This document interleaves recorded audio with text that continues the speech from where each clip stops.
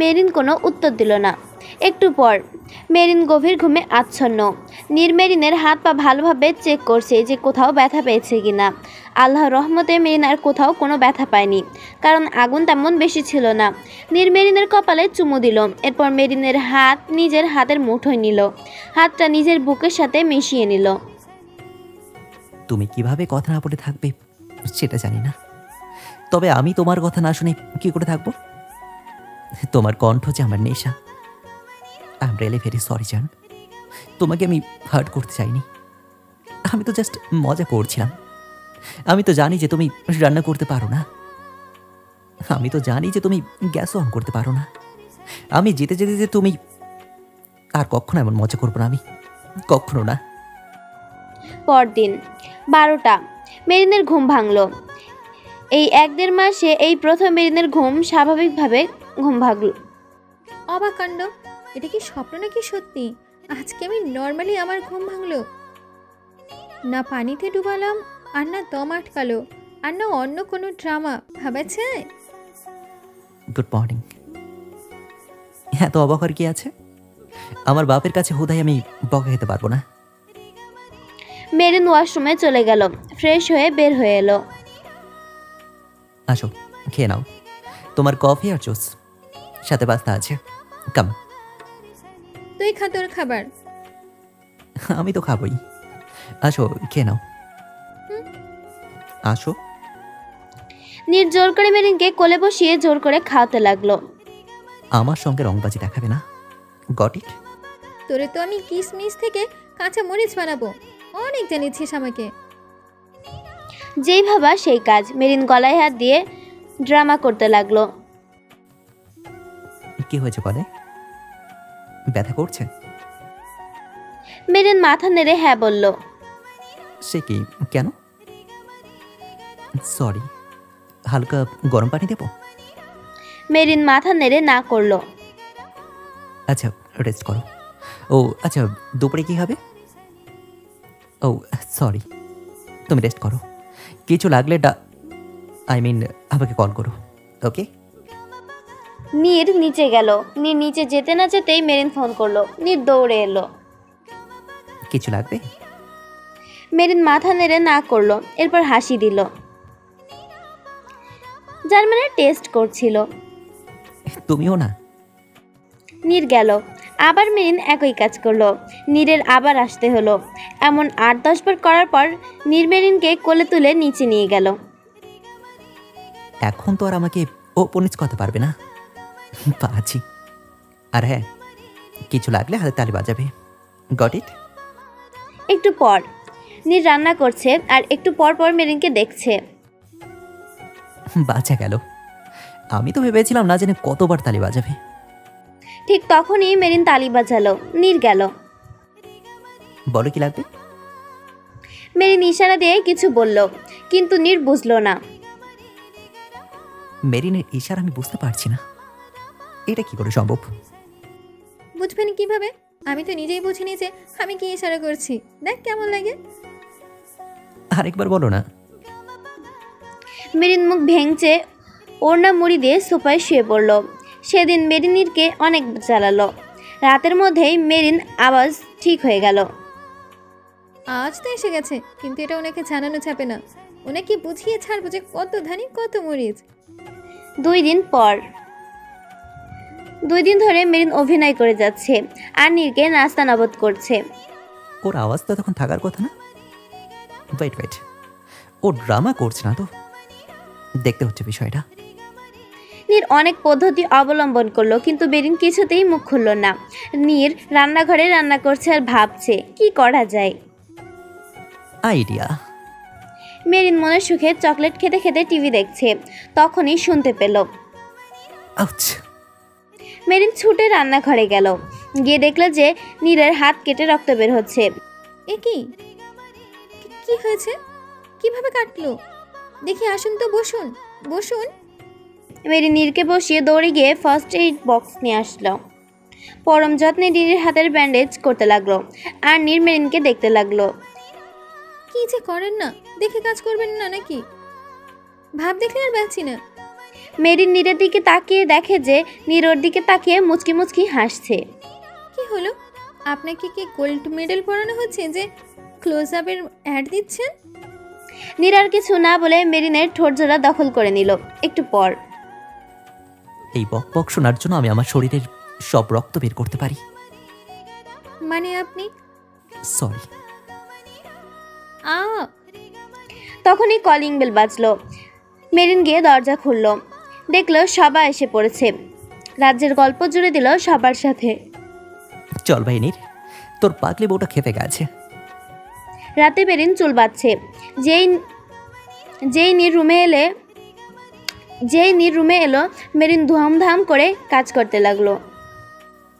কেউ যদি মনে করে যে সে রাগ করে থাকলে তাকে বাবু সোনা জানো বেবি টেবি বলে তার রাগ ভাঙাবো, তবে আমি তাকে জানাতে চাই যে এটা তার ভুল ধারণা। আমার খেয়ে অনেক কাজ আছে। হ্যাঁ, যদি আমার মোহ পাখি হতো তাহলে সেটা আলাদা ছিল। কথাটা শেষ হতে না হতেই নীরের মাথায় চিরুনি পড়ল। আউচ! মেরিন নীরের সামনে এসে ধাক্কা দিয়ে নীরকে বেডে ফেলে নীরের বুকের ওপর চড়ে বসলো। ওই শালি, ওই কিসের মোহ পাখি? হ্যাঁ, কিসের মোহ পাখি? মোহ পাখির সাথে যখন এতই প্রেম, তোর বিয়ে করছিলে কেন? পরে কি আর প্রধানমন্ত্রী কোথাকার? আরেকবার যদি মোহ পাখি করতে শুনি তো ঝুঁটি ধরে ছিঁড়ে ফেলবো, একেবারে টেকোবো বানিয়ে ছাড়বো। এরপর মুখে অ্যাসিড মেরে এই সুন্দর চেহারাটা বান্দর করে দিব। তারপর দেখবো ওই মোহ পাখি কিভাবে তোকে ভালোবাসে। আমার মোহ পাখি তখনও ভালোবাসবে। আহা, ভালোবাসবে? কত ঢং! আর একবার মোহ পাখির নাম নিলে না একেবারে মুখ ভেঙে ফেলবো বলে দিলাম। তুমি এত জ্বালাচ্ছ কেন? তুমি কি এখন আমাকে ভালোবাসো? যদি তুমি আমাকে আজও ভালোবাসতে তবে আমাকে বলতে পারতে। এখন তুমি আর কাউকে ভালোবাসোনি বলে আমি আর বাসবো না। যদি তুমি আমাকে আজও ভালোবাসতে তবে বলতে পারতে। এখন তুমি আর কাউকে ভালোবাসোনি বলে আমিও কি বাসবো না? তুমি চাইলে তুমিও যাকে ইচ্ছে তাকে ভালোবাসতে পারো। আমি তো ভালোবাসতেই পারি না, তাই না মিস্টার চৌধুরী? তবে হ্যাঁ, এবার পরকীয়া করব। আপনি একটা করেন, আমি 10টা করব। সর চোখের সামনে থেকে। সরিস না কেন? সরবি নাকি একটা উষ্টা মারবো? কিভাবে সরবো? তুমি তো আমার কলিজার উপর বসে আছো। মেরিন নীরের বুকের ওপর থেকে নেমে গিয়ে রুম থেকে বেরিয়ে গেল। যাওয়ার আগে ধীরিম করে দরজা লাগিয়ে দিয়ে গেল। নীর হাসতে হাসতে শেষ। হায় রে, আমার বউটা রে, মিস্টার চৌধুরী, তার মানে হেব্বি রেগে আগুন। নীর বসে বসে হাসতেছে। তখন মেরিন রুমে এসে নীরের কলার টেনে ধরে রুমের বাইরে বের করে দরজা লাগিয়ে দিল। এটা কি হলো? তুই তোর মোহ পাখির কাছে গিয়ে ঘুমাস শালি ফকিন্নি। শালি, তুই মোহ করবি না। তুই তোর মোহগিরি আমি বের করে দিব। নীর কেবল মেরিনের। নীরকে বকতে বকতে মেরিন ঘুমিয়ে পড়ল। কিছুক্ষণ পর মেরিনের মনে হলো কেউ ওর গলায় পাগলের মতো কিস করছে। পরক্ষণেই মেরিনের দম আটকে আসতে লাগলো। মেরিন বুঝতে পারলো কাহিনী কি। মেরিন জানে রিয়াক্ট করে লাভ হবে না। 3 দিন পর আজকে নীর মেরিন ইন্ডিয়া যাবে। ফ্লাইটে উঠল। হায় হায়, কি কিউট! শাহরুখ খানের বাড়ি দেখতে পারবো। আমার ঠেকা পড়েনি কাউকে ঘোরানোর। আমি বলিও নি কাউকে নেই। আল্লাহ আমাকে হাত পা দিয়েছে। দেখা যাবে। আচ্ছা, আগে আমরা সিমলা কেন যাচ্ছি? ওখানে গিয়ে মোহ পাখিকে বিয়ে করবো তো, তাই। তাহলে আমিও ওখানে বিয়েটা সেরে ফেলবো। তোমাকে বিয়ে করবে এটাকে? আমি তো না দেখে ভুলে ভালে করিয়া ফেলেছি। মেরিন বন্যা খানকে বিয়ে করার জন্য লাইন লাগিয়ে আছে ছেলেদের, বুঝলেন? In your dream. ওরা সিমলা পৌঁছালো। মেরিন তো গিয়েই ঘুম। নীরও ঘুমিয়ে পড়ল। আর যখন ঘুম ভাঙলো তখন দেখলো যে মেরিন কারিনা কাপুর খানের জব উই মিট এর ওয়েশে গানের গেট আপ নিয়ে দাঁড়িয়ে আছে। নীর মোটেও অবাক হয়নি। এই যে ড্রামা কুইন, হঠাৎ কারিনা হওয়ার ইচ্ছা হলো যে? Mind your own business. একটু পর মেরি নিচে গিয়ে অবাক হয়ে গেল, কারণ নীর কালো জিপ নিয়ে দাঁড়িয়ে আছে। চোখে চশমা পড়েছে, অন্যরকম ম্যাটার লাগছে। চুলে জল দেয়নি। নীরের সিল্কি চুলগুলো উঠছে।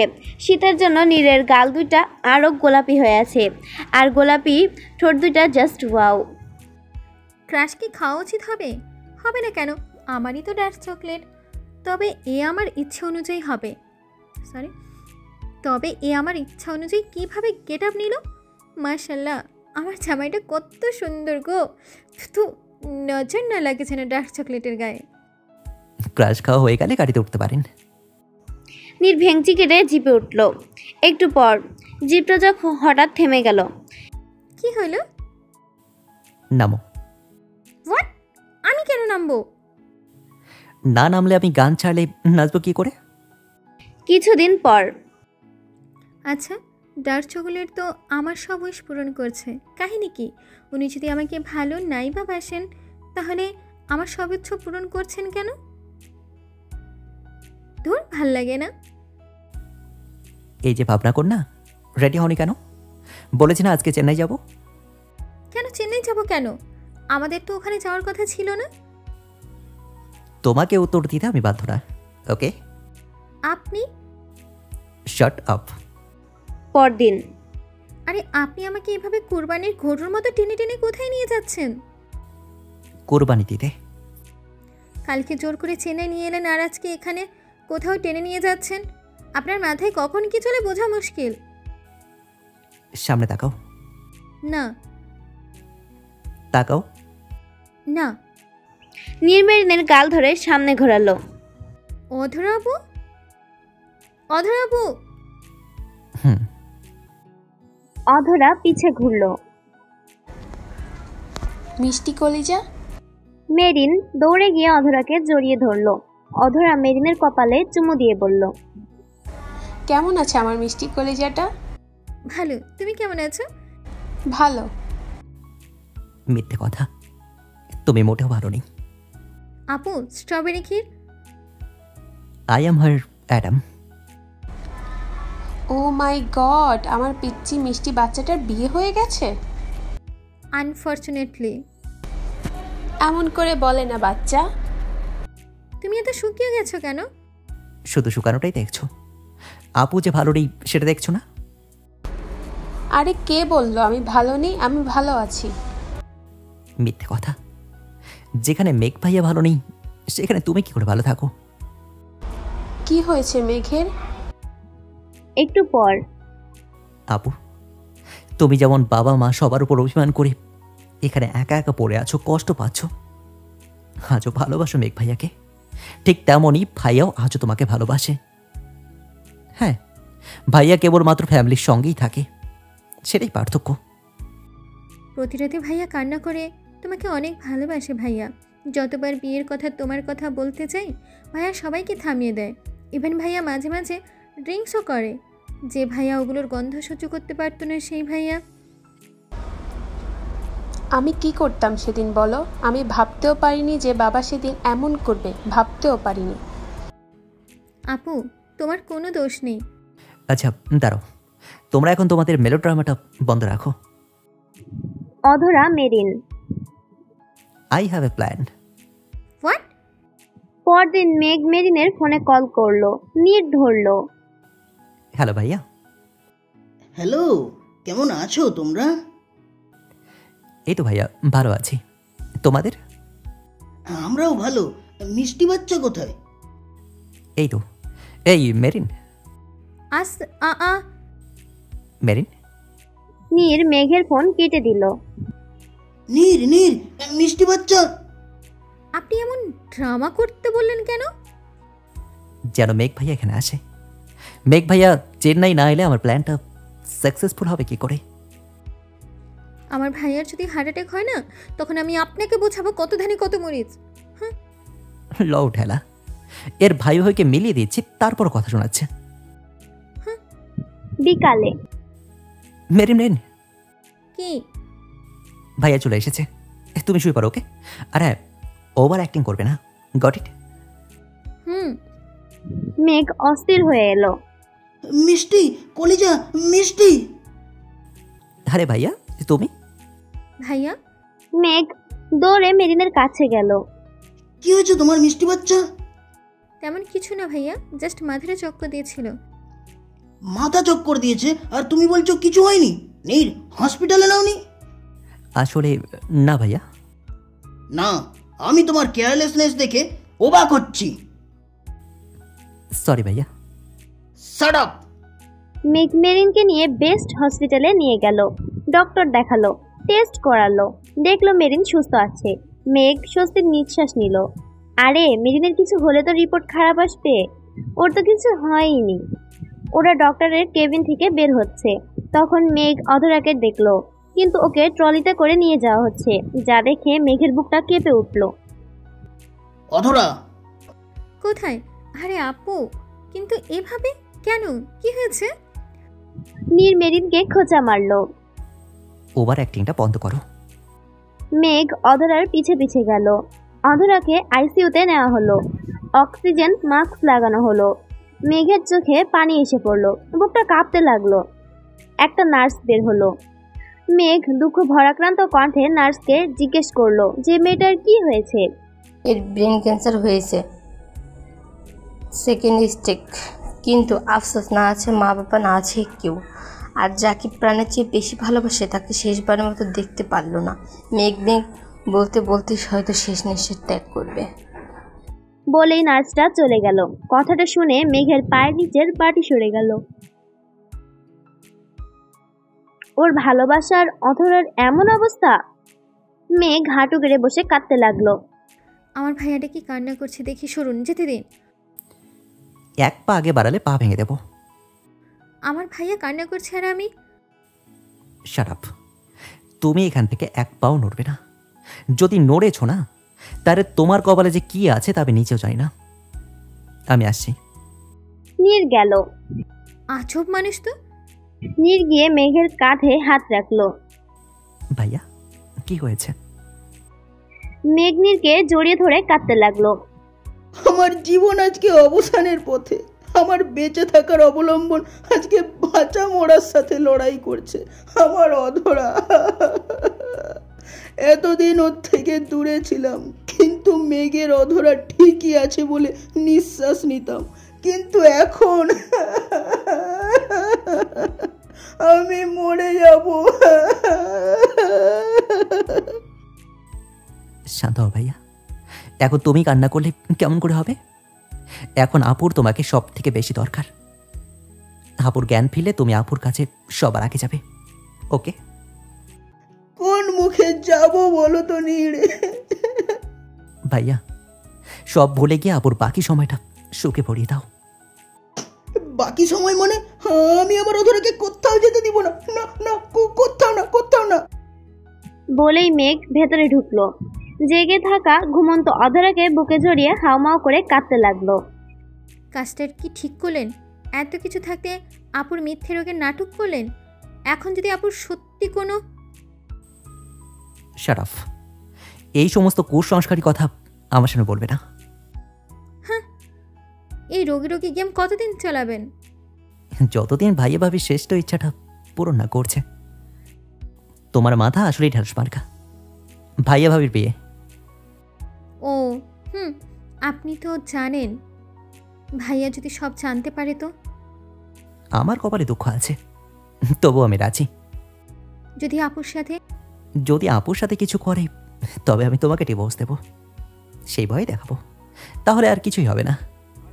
ওরে বুদ্ধিমান রে, আমার ভাইয়ের এতে কিছুই হবে না। হতো না যদি তুমি প্রেগনেন্ট না হতে। এই কি বললেন? বললাম তুমি প্রেগনেন্ট, তাই ভাইয়া তোমার ডিভোর্স হতে দেবে না। আমার বাবু হবে আর আমি জানি না? ওই চুপ। ড্রামা করবো ড্রামা। আর তোমার আমার বাবু কি করে হবে? বাবু হওয়ার মতো কিছু করেছি? ইডিয়েট। বেশি কথা বললে না অ্যাকচুয়ালি বাবুর আম্মু বানিয়ে ফেলবো, বলে দিচ্ছি কিন্তু। কথাটা শুনে মেরিন লজ্জায় লাল নীল হয়ে গেল। থাক, আর লজ্জা পেতে হবে না। আমার বাবুর আম্মু তুমি না, আমার মোহ পাখি হবে। কি বললেন? যেটা শুনলে। শ্বাস থাকলে আরেকবার বলেন। একবার না, 1000 বার বলবো। আমার বাবুর আম্মু হবে আমার। নীর আর কথা বলতে পারলো না। মেরিন নীরের কলার ধরে কাছে এনে নীরের ঠোঁটজোড়া দখল করে নিল। নীর তো জাস্ট শকড। মেরিন ওকে নিজে থেকে কিস করছে, তা হসপিটালে। নীর মনে মনে, ও মাই গড, আমার বউ আমাকে কিস করছে। হ্যাঁ করবে, কার বাপের কি।